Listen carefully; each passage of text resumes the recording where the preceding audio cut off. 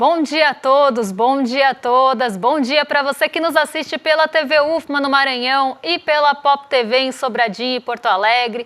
Sejam todos muito bem-vindos e bem-vindas ao nosso ICL Mercado Investimentos.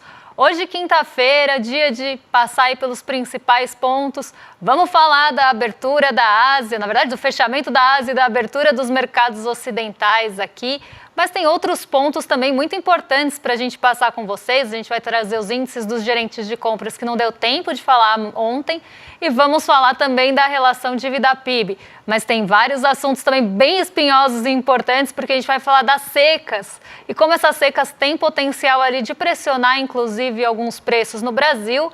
E vamos comentar as falas do Haddad ontem em entrevista. Mas antes de tudo isso, eu vou dar bom dia para o André. Bom dia, André, como você está? Bom dia, Débora, tudo bem? Bom dia, nossos telespectadores. Hoje é dia da gente falar bastante aí sobre o que o Haddad falou ontem, né? Ele deu uma entrevista importante na Globo News, falou muita coisa, ainda mais na esteira aí do PIB, né, que foi divulgado. Então, a gente vai comentar bastante sobre isso. Vamos falar também aí do clima, né? Quem diria que colocar fogo na Amazônia e na metade do Pantanal ia gerar efeitos, né? Vamos falar aí de tudo que está acontecendo, porque pode parecer que não, mas tem tudo a ver com a economia esse assunto. Vamos falar de dívida PIB também, mas antes de tudo isso já vamos passar para a agenda do dia, né? O que o nosso telespectador vai enfrentar no dia de hoje aí, Débora? Bom, hoje a gente tem alguns dados importantes na agenda, sobretudo na parte da tarde aqui no Brasil. Então, a atenção na nossa agenda doméstica vai ficar mais voltada na parte da tarde. Mas desde manhã, já alguns indicadores sendo divulgados aí com bastante relevância. Na Alemanha, às 3 horas da manhã, saíram as encomendas à indústria em julho e também as vendas no varejo da zona do euro. Então, dados importantes aí na agenda europeia de forma geral na parte da manhã. Na parte aí do comecinho da manhã, pensando a partir das 9 horas, a gente tem dados importantes em relação às vagas criadas nos Estados Unidos. Então, como eu falei, desde ontem, a gente tem o JOLTS, né, que mostra ali as vagas criadas de uma forma geral. Hoje a gente tem o relatório ADP, que mostra para a gente as vagas criadas no setor privado. Então, se a gente fosse fazer uma analogia bem grosseira, esse seria algo parecido com o nosso CAGED aqui.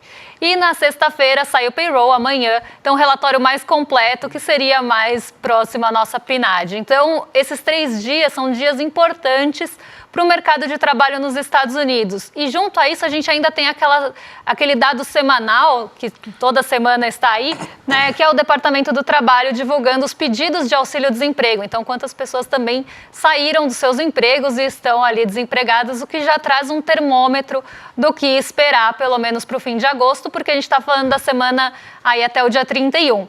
Então, são dados importantes já para uma perspectiva melhor do payroll que sai amanhã. E aí o mercado acaba dando um peso um pouco maior, porque justamente esse mercado e esses dados de trabalho que vão conduzir muito da decisão de política monetária, que vem crescentemente apontando para um corte de 0,5%. 10 horas da manhã, isso corte de 0,5% na taxa de juros dos Estados Unidos, tá, gente? 10 horas da manhã tem produção e venda de veículos de agosto aqui no Brasil. Mas na parte da tarde que a gente tem aí dados que devem ficar bem no radar e devem ganhar até mais relevância, mais atenção, porque tem os dados aí, pode passar para o pessoal de casa acompanhar com a gente, porque à tarde, lá pelas 2 horas da tarde, a gente tem dados importantes aqui do resultado do governo central, divulgação do Tesouro. A gente sabe que o mercado financeiro brasileiro é muito fiscalista e está olhando para todas essas questões de resultados de contas públicas muito de perto. Então, esse dado deve ganhar mais relevância pensando em agenda doméstica.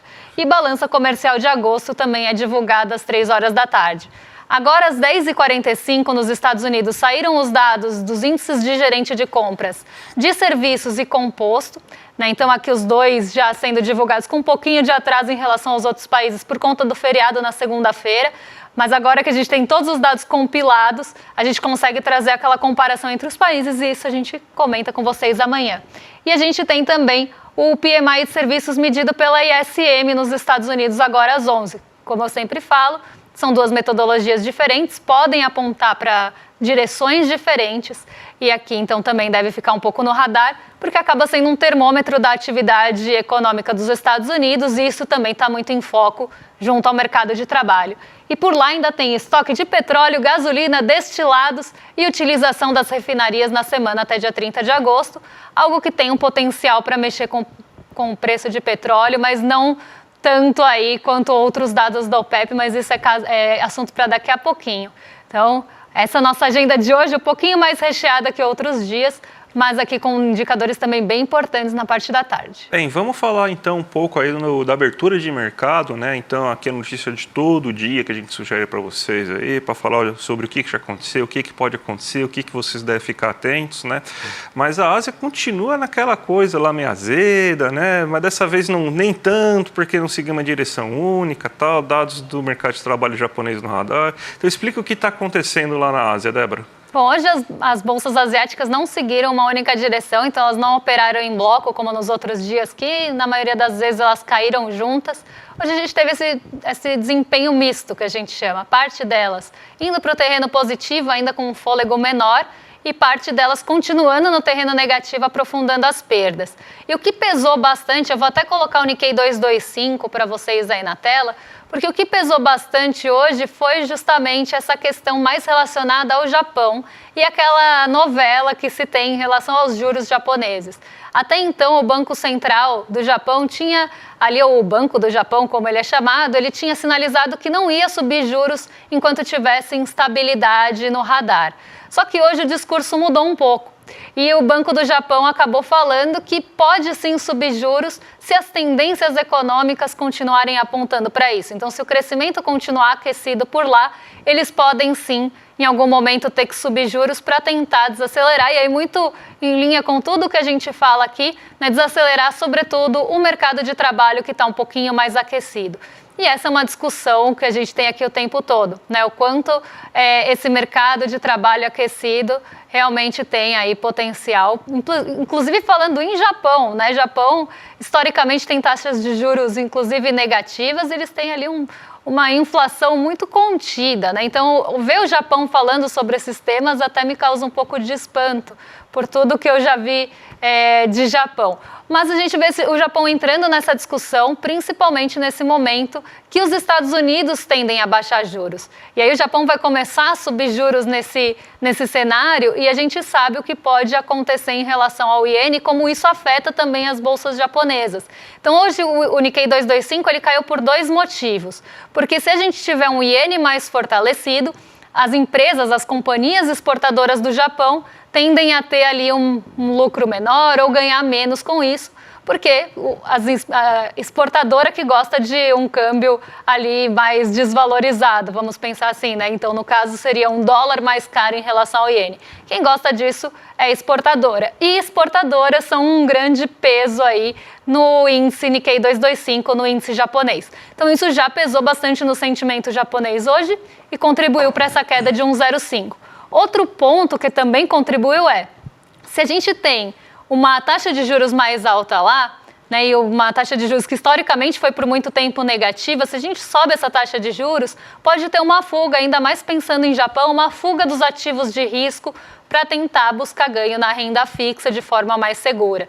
Então, isso também diminui o apetite pelo risco nas bolsas japonesas e isso também foi um fator que contribuiu para essa queda. Então, motivos bem locais de Japão, mas que também diminuíram o apetite pelo risco no continente asiático de uma forma geral, mas aí parte das bolsas respondendo bastante a isso.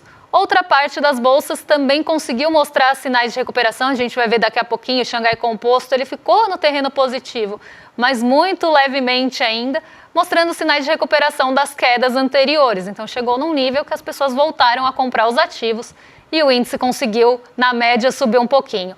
Mas hoje a gente tem essa notícia do Banco do Japão pesando bastante, tanto pelas questões cambiais, tanto também aí pelo apetite pelo risco. Mas vamos vir aqui para o Brasil, porque porque agora a gente vai comentar as falas do ministro Fernando Haddad. Exatamente, o Haddad falou muita coisa, a gente tem notícia que tem tudo resumida para vocês aqui, falando sobre ajuste fiscal, sobre PIB, sobre inflação, sobre juros, e eu queria pontuar algumas coisas aqui. Primeiro, assim, na questão do ajuste fiscal que ele fala. O ajuste fiscal tinha que ser feito em cima de quem deixou de pagar impostos. Concordo. Eu não concordo que tem que fazer ajuste fiscal de começo de conversa, mas já que está fazendo, que seja pelo menos aí em cima de quem deixou de pagar impostos. Então, como fazer um ajuste fiscal cobrando o andar de cima, a gente sabe que politicamente é muito menos viável, né? Porque o andar de cima manda muito, tem barulho, faz barulho no Congresso, mas seria realmente aí, devido às condições, seria a melhor situação.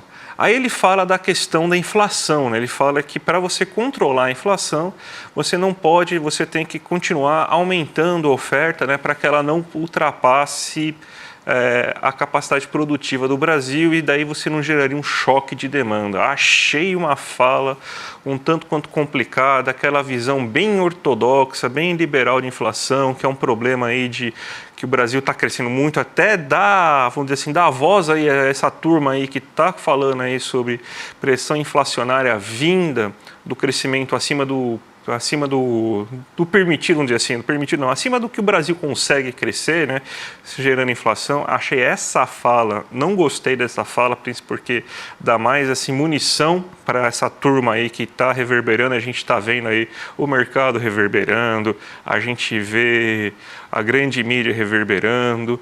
Tem a fala que ele coloca do PIB, que ele fala que o PIB está crescendo por causa dos ajustes, por causa das responsabilidades, tudo isso aí, e fala que com o PIB agora maior ele vai poder fazer alguns reajustes no orçamento do ano que vem.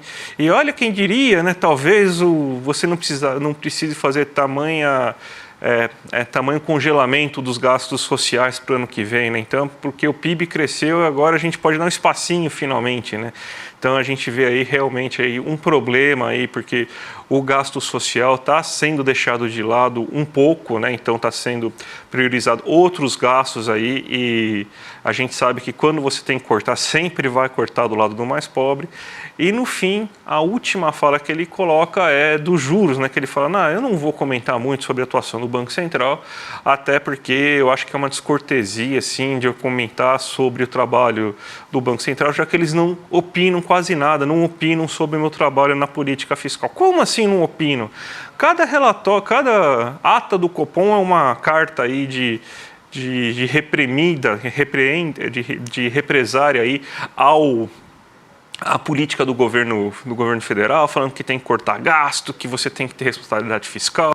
Campos Neto, a cada 10 palavras que fala, 9 é risco fiscal, né? 9 é fiscal que ele fala. Então o Banco Central e o Campos, a figura do Campos Neto, toda hora está falando aí da condição da política fiscal brasileira. E o Haddad, não, eles não falam nada, então eu vou ter cortesia. Pô, isso aí foi um belo de um aceno para o mercado, né? Mas não sei qual que são os pontos que você chamou mais atenção nas falas dele, Débora. Então, comente aí um pouco também. Olha, eu ressaltaria 2 pontos aqui da fala do Fernando Haddad, principalmente. Eu acho que quando ele fala de cobrar aí o andar de cima, ou cobrar historicamente quem não paga juros aqui no Brasil, eu acho que seria importante ele detalhar isso. Eu acho que falta ali um detalhamento do Haddad. A gente sabe quem historicamente não paga imposto no Brasil. A gente sabe quem tem benefícios tributários, a gente sabe quem tem a menor carga de imposto aqui no Brasil, a gente fala bastante sobre isso. Eu sei, André sabe, mas será que a população, quando lê isso, ela entende de quem que ele está falando? Porque imposto no Brasil é que nem bom senso. Todo mundo acha que tem a mais do que realmente tem. Então, as pessoas acham sempre que elas têm mais bom senso do que elas realmente têm. Bom senso não falta para ninguém, ele é super bem distribuído. E eu acho que as pessoas também têm essa percepção que elas pagam muito imposto. E elas não estão, de certa forma, erradas. Porque a gente tem os impostos indiretos que a gente acaba pagando sem ter muita noção ali do que está pagando. Tem os impostos que a gente sente ali, nós, né, aqui trabalhadores, no imposto sobre a renda. Então, a gente sempre sente que está pagando muito imposto. Só que quando o Haddad fala, então a gente vai cobrar de quem historicamente deixou de pagar, eu acho que falta esse posicionamento. Então, bota o nome nos bois, sabe? Dê nome aos bois. fala de para quem que é, para a pessoa não ficar achando que vai cobrar mais imposto dela. O brasileiro comum não começar a achar que, nossa, eu já pago tanto imposto, então eu vou pagar mais imposto. Porque o brasileiro já tem essa perspectiva. Por isso que aqueles memes todos do Haddad colaram muito. O brasileiro tem essa perspectiva e toda vez que se fala em políticas aí de arrecadação ou de aumentar a tributação de alguma forma, o brasileiro sente isso muito. Então, eu acho que falta sinalizar mesmo. Eu sei que a Haddad, em outras ocasiões, já falou sobre desoneração e tudo isso, no caso da folha de pagamento, é algo que ele briga bastante, né, para a volta da oneração, no caso, mas eu acho que falta comunicar isso melhor. Eu acho que esse é um ponto. O segundo ponto, eu concordo com o André. Faltou ali essa coisa de cortesia mesmo com o Banco Central, que não fala do fiscal. Como assim? O Banco Central fala direto mesmo do fiscal, é só ler a última ata. A última ata está super pesada na parte do fiscal. O Campos Neto, quando foi para o Jackson Hole, falou de fiscal. Então, assim, fala bastante, tá? Na figura do Roberto Campos Neto e de uma forma geral, o Banco Central dá bastante pitaco no fiscal, sim. Então, acho que ele poderia comentar sobre juros, mas ele não quis mexer nesse vespeiro. Então, eu sinto a Haddad aí também equilibrando pratinhos nesse momento, tentando ali agradar a todos. A gente sabe que o Haddad tem essa postura normalmente de não se indispor, mas eu acho que falta sim dar nome aos bois, mesmo que isso acabe ali trazendo algum certo desgaste, até para a população entender de quem que ele está falando, que não é dela, tá? Em resumo, eu colocaria isso. Vamos falar agora do clima, né? Porque a gente está vivendo mais uma onda de calor. Já contei, sei lá, umas 5, 6 ondas de calor esse ano. Todo mês tem onda de calor. Tá com uma pior estiagem desde que começou a ser medida em 1950, né, as estiagens aqui no Brasil. Isso aí tem um monte de impacto. Vai aumentar o preço de alguns alimentos, problemas com energia elétrica, a gente já está em bandeira vermelha, isso daí vai fazer com que a gente tenha que ligar o sistema de emergência, que são basicamente termoelétricas. O ar que já está uma bela porcaria só vai piorar ainda mais com essa situação. Então, a crise climática chegou aí para ficar, já sentou e está tomando até cafezinho, né, Débora? Exatamente assim. Aliás, não está tomando cafezinho. Não está tomando cafezinho, na verdade está pressionando o preço do cafezinho. E a gente vai explicar por quê. A gente trouxe 2 gráficos bem interessantes que mostram como é que evoluiu essa seca ao longo do tempo. Pode colocar o dos mapas antes, depois a gente mostra o cafezinho. Como evoluiu essa seca e esse impacto na estimativa das áreas agroprodutivas aqui plantadas, né? Então afetadas por município. E a gente vê esse gráfico de 2021, gente, de praticamente 3 anos atrás, outubro de 21. A gente tinha alguns focos, sim, de áreas de agroprodução aqui, né? Então de produtos agrícolas, basicamente, sendo afetadas por seca, que são esses pontinhos vermelhos que vocês estão vendo no mapa. E a gente tem alguma distribuição do amarelo, que seria de 60% a 80% prejudicadas, e uma grande parte ali com um impacto, até um amarelo mais clarinho, que é a maior parte do gráfico aí, para quem consegue ver, porque as cores elas estão meio parecidas aqui, mas tem um amarelo mais clarinho que seria de 40% a 60% de impacto de secas em área produtiva. Isso há 3 anos, né? Se a gente considerar aqui, quase 3 anos. Agora, quando a gente olha o gráfico de 2024, ele é bem assustador, porque a gente vê ele sendo tomado por essas áreas com maior de 80% da área agroprodutiva afetada. Então, a gente vê toda essa região vermelha com a produção mais de 80% afetada. O amarelo escurinho aí já está, né, que é quase um laranja aqui no gráfico que vocês estão vendo, já está também aparecendo mais. E o amarelo clarinho quase some, né? E a gente vê essa área tomada pelo vermelho, que são realmente as áreas mais afetadas, né? Ali com mais de 80% das produções daquelas áreas estão sendo afetadas pela seca. E aí a gente traz aquela reflexão que a gente sempre faz aqui, né? Quem diria que ter ali uma produção degradativa de solo, quem diria que você queimar, né, a torta direita aí, o país ia causar seca no futuro, né? Quem diria que toda essa forma de produzir do agronegócio iria atrapalhar o próprio agronegócio, né? Porque aqui a gente está falando de áreas agroprodutivas. Então, o próprio agronegócio está sofrendo com algo que ele plantou aqui, não querendo fazer nenhum trocadilho. Mas aqui a gente vê como isso aumentou nesse ano. Eu acho bem assustador esse gráfico, essa mudança de um gráfico para o outro, principalmente por todo o impacto que isso pode causar. E isso pode causar impacto, como a gente estava falando, na utilização das termoelétricas que vão ter que ser ligadas, e isso torna a energia mais cara, pode pressionar preço, mas não só isso. Esses bens produzidos nessas áreas também estão sofrendo com aumento de preços. Quando a gente fala aqui daquela inflação da feira, ou quando a gente fala que os alimentos estão sofrendo ali com as crises climáticas, seja por chuva excessiva, seja por seca, ou calor excessivo, é isso que a gente está falando. A produção é afetada, tem uma produção menor e os bens ficam mais caros. E a gente vê isso, inclusive, num gráfico da Bloomberg, por isso que a gente estava falando isso do cafezinho, porque nesse gráfico da Bloomberg a gente vê o preço do café arábica, como subiu nos últimos 2 anos, que era aquele primeiro gráfico que estava na tela. O preço subiu, está no maior patamar nos últimos 2 anos, muito em consequência dessa própria seca. Então, vamos colocar aí na tela o gráfico do café, só para o pessoal de casa entender aí do que a gente está falando. Mas o café está no seu maior preço dos últimos anos, né, que é essa setinha verde que vocês estão vendo, justamente em consequência aí do clima, né, e muito por conta da seca.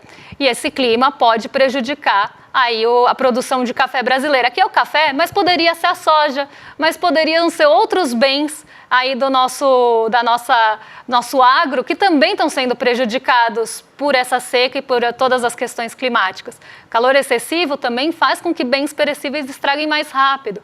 Então, tudo isso, né, ligado a uma seca causada aí por próprias medidas ao longo dos anos que foram muito aí realmente depredativas, não só de solo, mas de todas as medidas de plantio. Então, é um assunto super importante e que pode mexer com o nosso bolso no futuro. E as pessoas já estão começando a perceber isso e já voltaram a falar nessa pressão vinda aí por questões climáticas. Eu ia pedir para o pessoal colocar aquele gráfico de novo lá, o de 2024, lá das queimadas, só para a gente observar uma coisa assim, vamos dizer assim, causa-correlação, né? Para a gente tentar entender uma coisa aqui. Vamos ver se o pessoal coloca. Aí, ó. Aqui, ó, para vocês me acompanharem aqui, essa parte aqui que a gente está vendo, essa parte aqui é o Mato Grosso, né? Então, essa parte aqui que está essa primeira parte aqui embaixo, é basicamente onde está sendo plantado café não, milho e soja. Então, e aqui a gente tem essa área que está vindo até o litoral aqui, que aqui começa a desaparecer o milho e soja, né, a partir de São Paulo. E aqui começa em São Paulo, principalmente cana-de-açúcar e café. Ou seja, toda essa área aqui é a área que está destinada à plantação aí de extrativa, a plantação realmente agressiva, que é voltada basicamente só para o agronegócio, porque o café daqui a gente não toma, a gente toma o café daqui, ó, do Paraná, que também está começando aqui, tem umas pequenos pontos aqui, o café verde do Paraná que a gente não toma esse café premium aqui de Minas Gerais, não. Então, olha só que interessante, onde a gente tem uma área completamente aí de plantação voltada para exportação, a gente tem justamente essa degradação completa. E aqui, se a gente for ver para o norte do país, é justamente onde eles querem entrar, onde eles estão tentando aí cada vez mais expulsar as terras, a população indígena, colocando fogo na mata para conseguir elevar sua produção justamente para o norte do país, para tentar entrar na floresta amazônica. Então, gente, não tem nada de, vamos dizer assim, de coincidências aqui, não. Aqui essa situação justamente foi criada aí pelo próprio agro. Então, é basicamente isso. Então, anos e anos e anos de produção extensiva, de queimadas, que é mais fácil para você fazer a nova plantação, para você desovar a plantação, resultaram nisso aí. Então, a gente tem que dar nome aos bois e se saber aí quem a gente precisa culpar aí nesse momento aí. Então, o agronegócio aí, que pouco ajuda no PIB em boa parte dos casos aí, né? Mas está sendo responsável por tudo isso que a gente está vendo e ele está sofrendo, inclusive, né? Ele está sofrendo muito com isso, mas quem diria que são as consequências dos nossos atos, né? Que eles estão sofrendo, né, Débora? Pois é. Vamos falar agora, né, do PMI, porque esse dado já está represado aí de alguns dias. Na verdade, ele ia ser trazido ontem, mas não deu tempo, então a gente vai falar hoje. O PMI é o índice dos gerentes de compras. Nesse caso, a gente está falando do índice dos gerentes de compras aqui do Brasil, porque agora a gente tem os 3 índices divulgados e a gente consegue ver como cada setor se comportou nesse mês de agosto e como o PMI composto, que é uma composição justamente do setor de serviços e do setor industrial, também ficou nesse mês. Então, aqui só para a gente lembrar, O PMI é aquele indicador que quando está acima de 50, e aí eu chamo de PMI em inglês, gente, porque é mais curto do que ficar falando índice dos gerentes de compras todas as vezes, mas um é a tradução do outro, tá? Então aqui o PMI ficou em 50, quando está em 50 pontos, então está ali no limiar. Acima de 50 ele está crescendo e abaixo de 50 ele está encolhendo. Então o setor ele pode estar crescendo acima de 50 ou encolhendo abaixo de 50. Ele pode estar crescendo num ritmo mais acelerado, como ele pode estar aprofundando esse encolhimento, vamos pensar assim. Então o PMI ele mede a aceleração também dos indicadores e dos setores, da atividade econômica daquele setor. E a gente viu uma queda, a gente já tinha falado sobre isso, do PMI industrial, inclusive tocando a linha, né, chegando muito perto do patamar de 50, mas ainda no terreno da expansão, então ele diminuiu o ritmo, mas a gente continua vendo o setor industrial mostrando alguma capacidade de expansão. O PMI de serviços, que estava até num patamar histórico bem alto, ele também recuou para 54,2%, e isso fez com que o composto, já que é uma composição dos dois, também recuasse para 52,9 aqui. Então o PMI ele está mostrando para a gente que os setores eles estão é um termômetro, tá? Então aqui não é uma produção industrial, nada disso. Ele só mostra como é que esse setor deve se comportar quando a gente tiver essa pesquisa divulgada. Então o que esperar da pesquisa dos serviços ou da pesquisa industrial no mês que vem, né? Quando a gente for falar de agosto? A gente tem que esperar que talvez tenha um crescimento, mas não um crescimento tão forte como a gente viu em outros meses. E aí um ponto bem importante que a gente vê aparecer no PMI de serviços e no PMI industrial são dois pontos principais. E eu vou passar por eles rapidinho para não consumir muito tempo. Um dos pontos é bem ligado ali ao câmbio, tá? Então o câmbio ele está pressionando bastante os setores e os custos desses setores, principalmente se a gente está falando de PMI industrial, que tem ali uma importação de bens, né? Então do setor industrial de uma forma geral. Então o câmbio é um fator de pressão e o outro fator que aparece, pasmem ou não, na pesquisa do PMI, não é o custo da mão de obra. É o custo do crédito, que se o crédito ficar mais caro, isso pode trazer algum estrangulamento, sim, da produção, tá? Então, isso aparece tanto no PMI, os dois pontos aparecem tanto no PMI industrial quanto de serviços. Então, essa pesquisa ela é feita com vários agentes desses setores. E esses pontos foram os que mais apareceram. O câmbio pressionando ali os custos, principalmente em dólar, e aqui o outro ponto seria o crédito mais caro para esses setores. Então, acho uma leitura bem interessante e bem diferente do que está sendo falado aí de uma forma geral. Débora, hoje, finalmente, a gente vai fazer essa live aí importantíssima, aí, que é o primeiro capítulo, inclusive, aí, da nossa nova produção do ICL, aí, que é o preço da independência. Então, a gente vai ter uma grande conversa aí com os grandes nomes aí do jornalismo do ICL, como, por exemplo, Juliana Dalpiva, o Eduardo Moreira, Chico Pinheiro, o Leandro Demore, a Roberta Garcia. Então aí vai ser imperdível. Vocês sabem aí que a gente vive sobre ataque da extrema-direita, a gente toda hora é atacado, já aconteceu campanhas de difamação terríveis contra a Juliana Dalpiva, por exemplo, fake news contra ela, contra o Leandro Demore, o Eduardo sofre toda hora com isso também, e a gente só pode produzir o que a gente produz aqui, falar bem, falar mal do Haddad, falar bem, falar mal aí da economia brasileira, a gente pode dar nossas opiniões justamente porque a gente é livre, a gente não tem que ficar dando explicação para patrocinador, a gente tem que dar explicação para vocês que bancam esse produto, gente. Então, vejam hoje aí, no dia, às 8 horas da noite, aí, já se inscreve aqui em iclmercado.com.br e garanta a sua vaga, porque vai ser imperdível. Vá lá, antes da NFL começar, vá lá, veja lá o nosso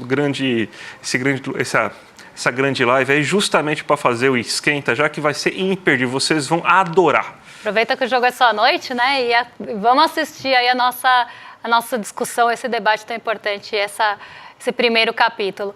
E até respondendo, antes de passar para o rolê, eu juro que é rapidinho, respondendo uma dúvida aqui da audiência que falou, mas então se a gente não plantar, a gente vai viver de luz?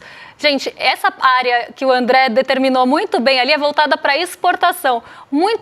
Quase nada disso fica aqui para o nosso consumo interno. Lembrando, lá nas áreas plantadas, nosso consumo interno é bem pequenininho. Isso é realmente uma produção para exportação e muito exploratória ali, pensando na questão de degradação. Então não tem nada a ver com o nosso consumo. Não é o que alimenta o brasileiro, é o que alimenta normalmente porco lá na China. Agora sim, vocês ficam com o Rolê ICL na sequência. Vocês estão em mais do que excelente companhia, pelo que eu sei. Acho que hoje o rolê é um pouquinho diferente, hein? Então vai ter aí novidade, surpresa para vocês no rolê.